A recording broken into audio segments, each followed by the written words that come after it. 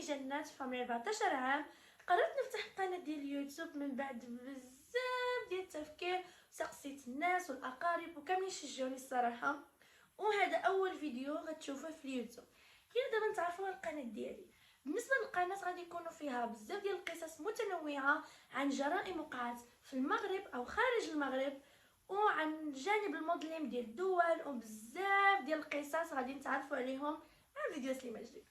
كنتمنى يعجبكم الاسلوب ديالي ديال القصص. ودابا يلاه نبداو. كتنتقل بنا القضيه ديال اليوم تونس، بالضبط في ولايه القيروان، عام 2020.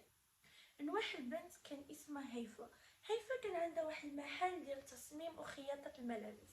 كانت مشهوره بزاف بسبب التعامل ديالها والصدق ديالها مع الكليان. هيفا كانت مخطوبه لواحد الشخص او واحد الراجل صدوق خلوق محترم، وكان خدام على قد الحال، يعني بجوج بهم كانوا كيتقاتلوا مع الزمن. هيفا والخطيب ديالو كانوا كيوجدوا للعرس ديالو ملي كان باقي عليه بضعه اشهر قليله. كيخدموا فوق الطاقه ديالهم ساعات اضافيه باش يجمعوا الفلوس، وكيتقاتلوا باش يجمعوا الفلوس للعرس والتجهيزات ديالو. في الليله المشؤومه هيفا ما غترجعش للدار، كيعيطوا لها تليفون طافي. الاهل ديالها قالوا يمكن باتت في المحل، حيت هي اغلبيه الاوقات كانت كتبات في المحل بسبب الضغط ديال الخدمه، فكانت كتبات في المحل. قالوا صافي. في الصباح اليوم التالي غادي يمشي الاب ديالها للمحل، جبر الباب مشدود، جبد السارد الاحتياطي باش يفتح الباب، وتما كانت الصدمه. شاف المنظر اللي عمره في حياته كان كيتوقع غيشوفه.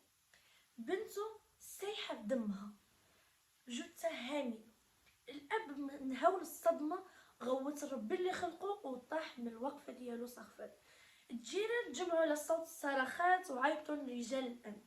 جاو رجال الامن، وبعد المعاينه الاولى اتضح بانها جريمه قتل اكثر من انها جريمه سرقه. وبعد ما وصلوا الشرطه وعملوا معاينه للمكان، لقاو الدم مغرق المكان من ماكينه الخياطه حتى منتصف المحل. وهادشي اللي كيعني بان الضحيه كانت كتزحف وكتقاوم المجرم. وجبروا الذهب ديالها والخزنه ديالها والتليفون ديالها، ما عندهم حتى شي اثار. بعد ما خرج تقرير الطب الشرعي اكد بان الضحيه ماتت بخنوقه وضربه قويه بالحديدان الراس، وهادشي اللي سبب في كسر الجمجمه والفك والرقبه. ومن الشرطه كتقوم بالبحث ديالها، لقاو في يد الضحيه خصله شعر طويله. ومن تما بداو كيستجوبوا المقربين والعائله والصديقات ديال الضحيه، حتى وصلوا للسماح، المراه البالغه من العمر 33 عام، ام جوج بنات، صديقه مقربه للضحيه. بعد ما الشرطه كانوا كيستجوبوها، والصدمه انها كانت كتمثل انها حزينه متاثره لموت الصديقه ديالها، وكانت كتقول لهم اكثر حاجه كتقولها بزاف: انا البصمات ديالي كاينين في المحل كاملين. علما ان الشرطه ما سقساتهاش، قتله حنايا جبرنا بصماتك في المحل، واش بصماتك كاينين في المحل، ما سقسوهاش، ولكن كانت كتقولها بزاف. وهادشي اللي دخل نقطه الشك للشرطه. بعد ما الشرطه كانوا كينتظروا نتيجه حمض النووي لخصله الشعر اللي لقاوها في يد هيفا، وهي اللي غادي تحسم القضيه وشكون هو القاتل او شكون هي القاتله. وبعد فتره خرجت تحليلات حمض النووي، والصدمه سادتي بان القاتل هي الصديقه ديالها المقربه سماح. الشرطه في البلاصه لقات عليها القبض، وديك الساعه اعترفت. الاعتراف ديالها كان كالتالي: سماح اعترفت بانها كانت حامل من راجل مجهول، ومشات عند هيفا تسلف الفلوس باش تطيح الجاني اللي في كرشها. هيفا رفضت بسبب انها كانت كتوجد للعرس والشوار والقاعه، رفضت انها تسلف له.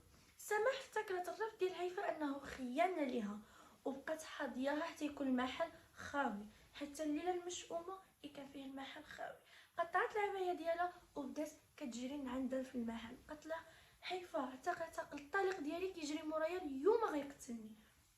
هيفا بالطيبه ديالها وبالنيه ديالها هبطت الباب وشدت الباب كأن حتى ما كاين في المحل، وجلست بصمت. قالت لها: سامح، العبايه ديالي تقطعت، واش تقدر تخيطها لي؟ هيفا فوا جلست على الكرسي باش تخيط العبايه، سماح نزلت عليها بحديدان الراس بلا رحمه وبلا شفقه. هيفا طاحت من الارض سايحه في دمها، بقات كتزحف باش تنجو بحياتها، ولكن سماح للاسف ما رحمتهاش، خنقاتها حتى طلع منها الروح. قتلت هيفا وخدات الفلوس ومشات عملت الاجهاض. بعد ما سالت الاجهاض رجعت للجنازه كتمثل بانها متاثره متدمره لموت الصديقه ديالها. وملي سمعت الناس في الجنازه كيقولوا بان الشرطه غادي تتبع التليفون ديال هيفا، مشات حرقت اي حاجه عندها علاقه بالقضيه.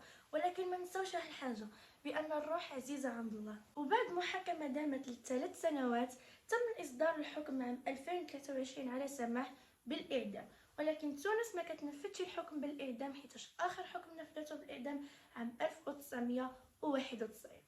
وهنايا كنا وصلنا لنهايه الفيديو. كنتمنى تكون عجبتكم القصه، وما تنساوش تكتبوا لي في التعليقات الراي ديالكم في القصه وشنو استفدتوا منها.